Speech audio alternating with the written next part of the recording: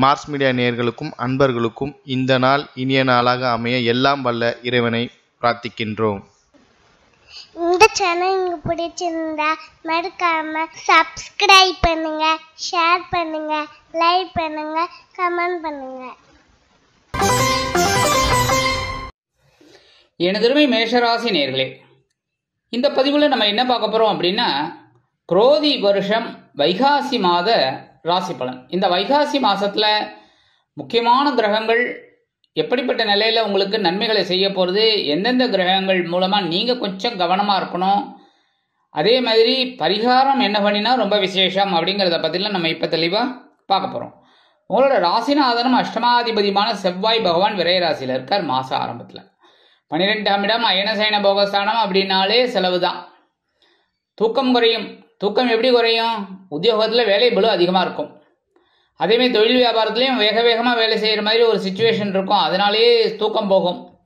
சில பேருக்கு இடமாற்றம் இனிமையாக அமையும். சீருடை பணியாளர்களாகிய காவல், இராணுவம், தீயணைப்புத்துறை, மருத்துவத்துறையில் வேலை பார்க்கும் அன்பர்களுக்கு எதிர்பார்க்கும் இடமாற்றம், பதவி மாற்றம், பதவி உயர்வு, சம்பள உயர்வு அருமையாக வந்து சேரும். அதேமாரி எடுக்கிற காரியங்கள் உங்களுக்கு ஓரளவுக்கு அனுகூலமாக இருக்கும். அப்படின்னாலும் எல்லா இடத்துலையுமே கொஞ்சம் கவனமாக இருக்கிறது ரொம்ப நல்லது. 31/5/2024 இந்த செவ்வாய் பகவான் எங்கே வர போகிறாருன்னு பார்த்தீங்கன்னா, ஜென்ம ராசியான உங்கள் ராசிக்கு வந்து ஆட்சி அமைக்கிறார். மேஷ ராசியில் ஆட்சி அப்படிங்கும்போதே ஓரளவுக்கு உங்களுக்கு நன்மைகள் அப்படின்னாலும் எல்லா விஷயத்துலையும் கொஞ்சம் எச்சரிக்கையாக இருக்கணும். முக்கியமாக சொல்லணும்னா உடல் ஆரோக்கியத்தில், சரியா? உடல் ஆரோக்கியத்தில் முக்கியமாக ரொம்ப கவனமாக இருக்கணும். அதாவது உணவு கட்டுப்பாடு இதெல்லாம் ரொம்ப ரொம்ப நல்லது. அதேமாரி இன்னைக்கு இது வந்து கோடை காலம் அப்படிங்கிறதுனால கோடை காலத்தில் என்னென்ன ப்ரீகாஷன் எடுத்துக்கணுமோ அதெல்லாம் எடுத்துக்கணும். தேவையில்லாமல் வீண் அலைச்சல்லாம் வச்சுக்க கூடாது. அதேமாரி குடும்பத்துலேயும் சின்ன சின்ன குழப்பங்கள் இதெல்லாம் இருக்கலாம், கணவன் மனைவி பிரச்சனைகள்லாம் இருக்கலாங்கிறதுனால அனுசரித்து போகிறது ரொம்ப ரொம்ப நல்லது. 2-7 கூடைய அதிபதி சுக்கிர பகவான் ஜென்மராசியில் இருக்கார். பரவாயில்ல, இதுதான் பெரிய பாக்கியம். என்னென்னா சுக்கிர பகவான் ஜென்மராசியில் இருந்தாலே அற்புதம். அதுவும் உங்களுக்கு வந்து களத்திராதிபதி, தனவாக்கு குடும்பஸ்தானாதிபதி சுக்கிர பகவான் ஜென்மராசியில் இருக்கிறது ரொம்ப நல்லது. மனசில் சந்தோஷம் இருக்கும். அதாவது எவ்வளோ பிரச்சனைகள், எவ்வளவு சங்கடங்கள், எவ்வளோ வேதனைகள் எல்லாத்தையும் மனசுக்குள்ளே போட்டு அப்படியே அமுக்கிக்கிட்டு உங்களை பார்த்தா ஒன்றுமே நடக்காத மாதிரியான ஒரு கேரக்டர். முகத்தில் பார்த்தீங்கன்னா அப்படி ஒரு தேஜஸ் இருக்கும். கவலைகள்லாம் இருக்காது, தெரியவே தெரியாது. இவருக்கா இந்த பிரச்சனை, போப்பா ஏமாத்துறாருப்பா, இவருக்கு ஒன்றுமே பிரச்சனை இல்லை, இவர் வந்து பிரச்சனைன்னு சொல்லிட்டு இருக்காரு அப்படின்னு நினைக்கக்கூடிய நபர் நீங்கள். அந்த வகையில் இந்த சுக்கிர பகவான் ஜென்மராசியில் இருக்கிறது ஒரு அற்புதம் தான். குடும்பத்துலேயும் சின்ன சின்ன குழப்பங்கள் தான் இருக்குமே தவிர பெரிய அளவில் பாதகங்கள் இருக்காது. ஏன்னா நீங்கள் அப்படியே அனுசரித்து போயிடுவீங்க. 20/5/2024 இந்த சுக்கிர பகவான் தனவாக்கு குடும்பஸ்தானமாகிய ரிஷபராசிக்கு வந்து ஆட்சி அமைச்சுடுறார். 2ஆம் இடத்துல ஆட்சி அமைக்கிறார். அப்படிங்கும்போதே தனவரவு இப்போ உங்களுக்கு வரத்துக்கு வாய்ப்புகள் இருக்குங்க. தனவரவு நீங்கள் எந்த அளவுக்கு உழைக்கிறீங்களோ அந்த அளவுக்கு தனவரவு கிடைக்கிறதுக்கு கண்டிப்பாக வாய்ப்புகள் இருக்குது. அதேமாரி கொடுத்த வாக்குறுதிகளை சாதாரணமாகவே மேஷராசி அன்பர்கள் அருமையாக பூர்த்தி செய்வீங்க. இப்போ இன்னும் அதிகப்படியாக அற்புதமான ஒரு பூர்த்தியை நீங்கள் செய்வீங்க. அடுத்தபடியாக குடும்பத்துக்கு தேவையான சில முக்கியமான வேலைகள் எல்லாம் அற்புதமாக செய்வீங்க. 13/6/2024 இந்த சுக்கிரபகவான் எங்கே வர போகிறான்னு பார்த்தீங்கன்னா, சகாயஸ்தானமாகிய 3ஆம் இடத்துக்கு வந்துடுவார். இனிமேல் இளைய உடன்பிறப்புகள் உங்களுக்கு ரொம்ப அனுகூலமாக இருப்பாள். அதே மாதிரி எடுக்கிற காரியங்கள் தைரியமாக செயல்படுவீங்க. அதாவது இப்போயாவது சில நேரங்களில் நீங்கள் கொஞ்சம் மனசில் ஒரு கிளேசம் இருக்குது, இந்த வேலையை எடுத்தால் முடியுமா அப்படி இப்படின்னு. ஆனால் இப்போ வந்து உங்களுக்கு தைரியம் அதிகமாகும், முயற்சிகள் பலிதமாகும். 3-6 கூடைய அதிபதி புத பகவான் ஜென்மராசியில் இருக்கார். ஜென்மராசியில் இருக்கார் அப்படிங்கும்போதே உங்களுக்கு ஓரளவுக்கு அனுகூலம் இருக்குங்க. கல்வித்துறையில் இருக்கிறவாளுக்கெல்லாம் ஒரு முன்னேற்றம் கண்டிப்பாக இருக்கும். அதேமாரி கல்வி பயிலும் மாணவ மாணவிகளுக்கு கல்வியில் ஒரு சந்தோஷம் இருக்கும். அதாவது படிக்கணுங்கிற ஒரு எண்ணம் உண்டாகும். எண்ணமே பெரிய வெற்றி. அதே சமயம் உடன்பிறப்புகள் அனுகூலமாக இருப்பாள். 24/5/2024 இந்த புத பகவான் எங்கே வரப்போறான்னு பார்த்தீங்கன்னா, தனவாக்கு குடும்பஸ்தானமாகிய 2ஆம் இடத்துக்கு வந்து புதாதித்ய யோகம் பெற்று செஞ்சிருக்கிறாங்க சூரிய பகவானோட சேர்ந்துண்டு. அதனாலே எழுத்து மற்றும் அச்சுத்துறையில் இருக்கும் அன்பர்களுக்கு புதிய வாய்ப்புகள் மிளிரும். அதேமாரி கல்வி பயிலும் மாணவ மாணவிகளுக்கு கல்வியில் முன்னேற்றமான சூழ்நிலை உண்டாகும். குடும்பத்திற்கு தேவையான சில முக்கிய முன்னேற்பாடுகளை செய்து கொள்வீர்கள். குழந்தைகளின் விஷயத்தில் கவனமாக இருப்பீர்கள். அவர்களின் முன்னேற்றத்திற்கு பாடுபடுவீர்கள். 9/6/2024 முதல் இந்த புத பகவான சகாயஸ்தானமாகிய 3ஆம் இடம் வந்து ஆட்சி அமைக்கிறார். அப்படிங்கும் போதே நீங்க எடுக்கிற காரியங்கள்லாம் இனிமே வெற்றி தான். தைரியமா எடுப்பீங்க, துணிஞ்சு எடுப்பீங்க. துணிந்து நில் அப்படின்னு தான் போவீங்க. அடுத்து துணிந்து செல், வெற்றி. ஓகேயா?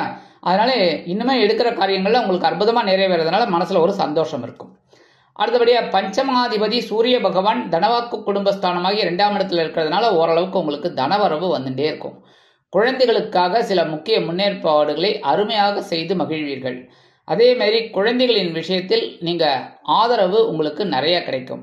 அடுத்தபடியா புனித தலையாத்திரை செல்லக்கூடிய வாய்ப்புகளும் சிலருக்கு உருவாகும். குலதெய்வ பிரார்த்தனைகளை நிகழ்த்தி மகிழக்கூடிய வாய்ப்புகள் சிலருக்கு உண்டாகும். அடுத்தபடியா சாயா கிரகமான ராகு பகவான் விரயஸ்தானத்தில் இருக்கார். கேது பகவான் பகைருண ரோகஸ்தானமாகிய 6ஆம் இடத்துல குருவோட பார்வையை வாங்கிட்டு இருக்கார். அதாவது கெட்டவன் கெட்டிடில் கிட்டிடும் ராஜயோகம் அப்படிங்கிறதுனால இவா 2 பேரும் மறைவுங்கிறது ரொம்ப விசேஷம். ஏன்னா இவங்க 2 பேருமே பவர்ஃபுல் கிரகங்கள். அதாவது நம்ம சொல்றோம் சாயா கிரகங்கள், நிழல் கிரகங்கள் அப்படி இப்படின்னு. ஆனா இவங்க தான் பவரான பவர். ஏன்னா சந்திர பகவானோட தலை ராகு, வாள் வந்து கேது. அதனால இந்த ராகு கேதுக்கு அவ்வளோ பவர் ஜாஸ்தி. அந்த வகையில இந்த கிரகங்கள் மறைவு ஸ்தானத்தில் இருக்கிறது ரொம்ப விசேஷம். செலவுகள் ஓரளவுக்கு உங்களுக்கு அத்தியாவசியமா சில வந்துட்டு இருக்கும். சில நேரங்கள்ல ஒரு அனாவசியமான செலவுகள் கூட வரத்துக்கு வாய்ப்புகள் இருக்குங்க. சில பேருக்கு பார்த்தீங்கன்னா இந்த வெளியூர் பிரயாணம் அற்புதமா நிறைவேறும். இந்த வெளியூர்ல போயிட்டு படிக்கணும்னு நினைக்கிற குழந்தைகள், வெளியூர்ல போயிட்டு வேலை செய்யணும்னு நினைக்கிற குழந்தைகள்லாம் தாராளமா உபயோகப்படுத்திக்கலாம். அதே மாதிரி கேது வந்து பகைருண ரோகஸ்தானமாக 6ஆம் இடத்துல இருக்கிறதுனால பகைமை மறையும். சும்மா அக்கம் பக்கத்துல இருந்த சண்டைகள், உத்தியோகத்துல இந்த சக ஊழியர்களோட ஒரு சின்ன சின்ன பிரச்சனைகள், தொழிலையும் சின்ன சின்ன குழப்பங்கள், இதெல்லாம் வந்து குருவோட பார்வையால கேது இன்மை அனுகூலமா இருப்பார். ஓரளவுக்கு உங்களுக்கு அனுகூலம் கண்டிப்பா கிடைக்குங்க. 9-12 கூடைய அதிபதி குரு பகவான் தனவாக்கு குடும்பஸ்தானமாகி 2ஆம் இடத்துக்கு வந்துட்டார். ரொம்ப அற்புதமான ஒரு முன்னேற்றம் இனிமே தான் உங்களுக்கு இருக்கு. இந்த ஒரு வருஷத்துல அற்புதமா உங்களுக்கு நிறைய நன்மைகளை கொடுப்பார். கொஞ்சம் பொறுமையா இருங்க. எடுக்கிற காரியங்கள் இப்பதான் உங்களுக்கு வந்து சித்திக்கிறது. அதாவது சித்திக்கிறதுனா ஜெயம் கிடைக்கிறதுக்கு ஒரு வாய்ப்பு வந்துட்டு இருக்கு. அதெல்லாம் நீங்க கிடைக்கிற வாய்ப்பை தவற விடாதீர்கள். அதே மாதிரி பாக்கியாதிபதி, அதே சமயம் விரையாதிபதி, இவர் தான் வந்து உங்களுக்கு பாக்கியத்தையும் கொடுக்குறார், அதே சமயம் செலவுகளையும் கொடுத்துட்டு இருக்கார். அந்த வகையில ஓரளவுக்கு உங்களுக்கு அனுகூலம் இருக்குங்க. தனவரவு தாராளமா வரும். அடுத்தபடியா அந்த குருவோட பார்வைன்னு பார்த்தீங்கன்னா 6ஆம் இடமாகிய பகைருண ரோகஸ்தானத்துல 5ஆம் பார்வை விழறதுனால உத்தியோகத்துல மறைமுக எதிர்ப்புகள்லாம் விலகும். அப்படியே முறியடிச்சு வெற்றி கண்டு அப்படியே முன்னேறிண்டே வருவீங்க. அடுத்தபடியா 7ஆம் பார்வை உங்களோட அஷ்டமராசியை பார்க்கறது ரொம்ப நல்லது. ஏன்னா இந்த வம்பு வழக்குகள், அவமானங்கள் இதெல்லாம் குறையும். ரொம்ப ஏகப்பட்ட அவமானங்களை நீங்க சந்திச்சிட்டீங்க. கண்டிப்பா நீங்க இந்த மேஷராசி அன்பர்கள் இந்த பதிவை பார்க்கும்போது கமெண்ட்ஸ்ல சொல்லணும், சரியா? ஏன்னா ஏகப்பட்ட அவமானங்கள், கஷ்டங்கள், நெருக்கடிகளை சந்திச்ச உங்களுக்கு இந்த அவமானங்கள்லாம் குறையும், அப்படியே கொஞ்சம் கொஞ்சமா மறையும். அடுத்தபடியா 9ஆம் பார்வை உங்க ஜீவனஸ்தானத்தை பார்க்கறதுனால ஜீவனம் விருத்தியாகும். உத்தியோகத்துல முன்னேற்றம், தொழில் வியாபாரத்துல முன்னேற்றம், இதெல்லாம் கிடைக்கிறதுக்கு வாய்ப்புகள் இருக்குங்க. அடுத்தபடியா 10-11 கூடிய அதிபதி சனீஸ்வர பகவான் லாபஸ்தானத்துல இருக்கார். அவர் உங்களை சர்வை பண்ணிட்டு இருக்கார். அப்படியே அதனாலதான் ஓடின்னு இருக்கு, புரியுதா? ஏதோ ஒன்று ஓட்டின்னு இருக்கீங்களா இல்லையா? வண்டி ஓடின்னு இருக்கு அண்ணன். அதனால இந்த ஜீவனாதிபதி லாபாதிபதி லாபஸ்தானத்துல இருந்துட்டு இன்னுமா அற்புதமான ஒரு முன்னேற்றத்தை கண்டிப்பா கொடுப்பார். அதெல்லாம் நீங்க இந்த கிடைக்கிற வாய்ப்புகள், கிடைக்கிற முயற்சிகள் எல்லாத்தையுமே நீங்க வந்து அற்புதமா நிறைவேற்றிக்கணும். அடுத்தபடியாக சில பேருக்கு பார்த்தீங்கன்னா வீடு, மனை, வாகனம் வாங்குற யோகமும் உண்டாகும். பரிகாரமா என்ன பண்ணினா ரொம்ப விசேஷம் அப்படின்னா, ஒரே தடவை மேல்மலையனூர் அங்காள பரமேஸ்வரியை போய் வழிபாடு பண்ணிட்டு வாங்கோ. இந்த மாசத்துல ஒரே ஒரு தடவை. அப்படி முடியாத பட்சத்துல ஒவ்வொரு ஊர்லயும் நிறைய கோவில் இருக்கு, அங்காள பரமேஸ்வரி திருக்கோயில். அங்க போயிட்டு அங்காள பரமேஸ்வரியை வழிபாடு பண்ணிட்டு வாங்கோ. மனசுல அங்காள பரமேஸ்வரியை மனசார தியானம் பண்ணிட்டு வாங்கோ. உங்களுக்கு ஒரு தைரியம் கிடைக்கும், வீரியம் கிடைக்கும், உற்சாகம் கிடைக்கும், அதனாலே முன்னேற்றம் கிடைக்கும். அடுத்தபடியா முருகப்பெருமானை விடவே விடாதீங்க. முருகப்பெருமான்கிட்ட நீங்க எப்படி கேட்கணும் அப்படின்னா அதுக்கு ஒரு தனி பதிவே அழகா போடுறேன். எப்படி கேட்கணும் அப்படின்னா அதை கொடு இதை கொடு அப்படின்லாம் கேட்காதீங்க. என் தேவைகளை பூர்த்தி செய், அவ்வளோதான், முடிஞ்சு போச்சு. என் தேவைகளை, அதாவது அத்தியாவசிய தேவைகளை. நீங்கள் கேட்கலாம், எனக்கு 10 பங்களா வேணும், என்ன இந்த இந்தியாவே எனக்கு சொந்தமாக இருந்தால் ரொம்ப நல்லது அப்படின்னு. அதெல்லாம் நடக்கிற காரியமா? அதனால எனது அத்தியாவசிய தேவைகளை பூர்த்தி செய்து வை அப்படின்னு முருகப்பெருமான மனமுருகி வழிபாடு பண்ணுங்கோ.